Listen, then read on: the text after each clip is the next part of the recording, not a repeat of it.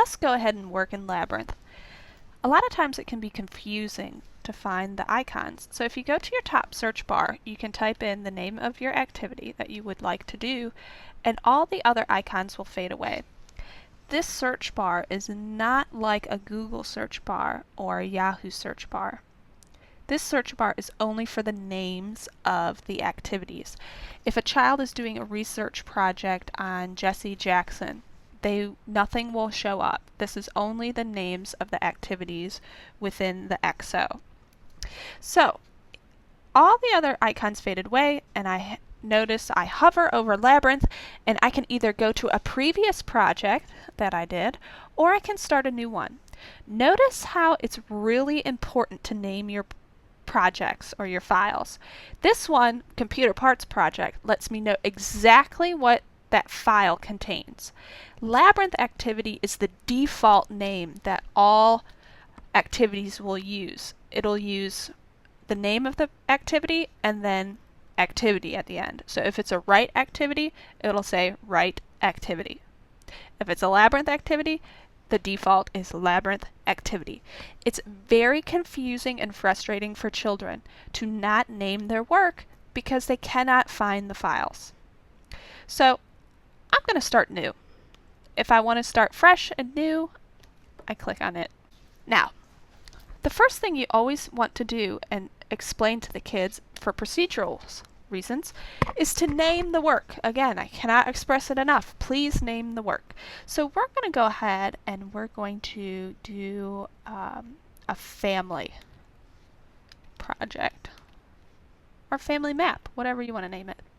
And again, I can change it to a PDF or a PNG through the file icon.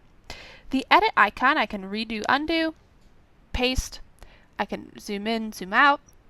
I can change the text, and we'll go into these ones in a little bit. So here's my family. So if I want to create a bubble, all I do is click on the central thought. If I want to make it smaller or bigger, I hold down my X button and use my mouse pad to make it bigger or smaller.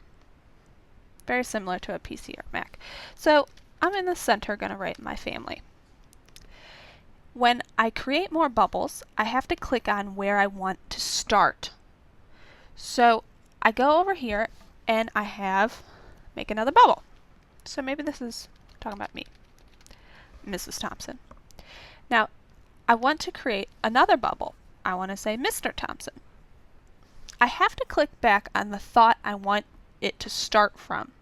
So if I click on my family and then start over here, it'll connect from my family. Now, had I kept it on Mrs. Thompson like I just did here, I clicked on it and then moved into an empty space, it would go from Miss Thompson. I don't want that. I'm going to click on it and delete it. Erase selected thought.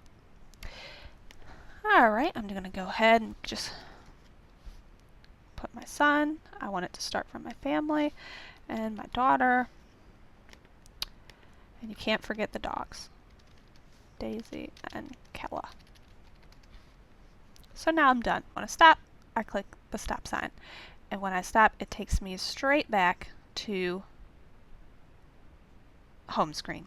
Now you'll notice that the family project now pops up in your drop screen. So if you were to not do the drop screen, the first thing they're going to open is the last project you worked on. So it's going to open the family project.